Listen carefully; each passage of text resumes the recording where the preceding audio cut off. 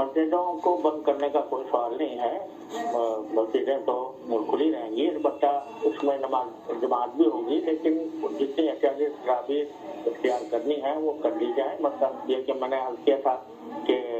سنتیں گھر میں پڑھیں اور وضو بھی گھر سے کر کے آئیں، اور ساتھ میں یہ کہ وہاں پر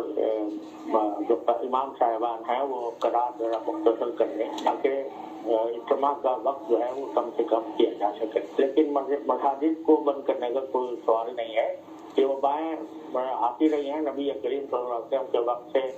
آج تک مسلسل آتی رہی ہیں، اور ان کے بارے میں خود ہمارے فقہا نے گفتگو کی ہے